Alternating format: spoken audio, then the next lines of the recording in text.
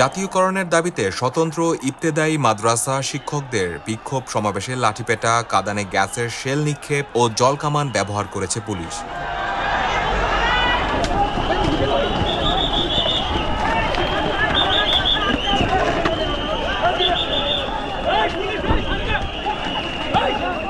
আজ রোববার দুপুর ১টার দিকে রাজধানীর শাহবাগ মোড়ে এ ঘটনা ঘটে।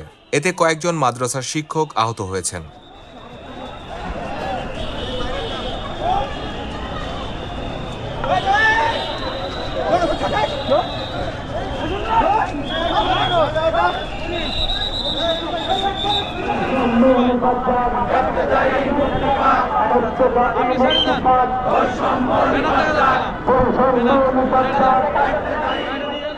ঘটনাস্থল থেকে দ্য ডেইলি স্টারের আলোকচিত্রী জানান, বাংলাদেশ মাদ্রাসা শিক্ষা বোর্ড থেকে রেজিস্ট্রেশন প্রাপ্ত স্বতন্ত্র ইবতেদায়ী মাদ্রাসাগুলোকে প্রাথমিক বিদ্যালয়ের ন্যায় জাতীয়করণের দাবিতে বিক্ষোভ করছিলেন মাদ্রাসা শিক্ষকরা।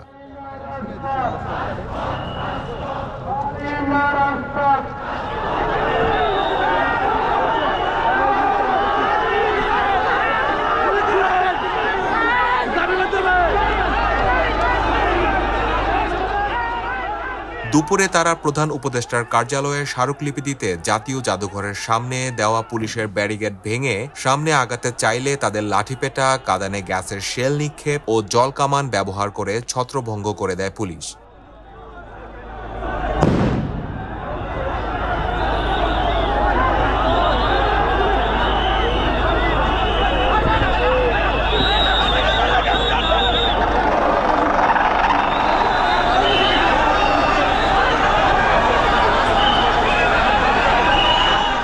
এ সময় আহত শিক্ষকদের রিকশায় তুলে ঢাকা মেডিকেল কলেজ হাসপাতালের দিকে নিয়ে যান সহকর্মীরা।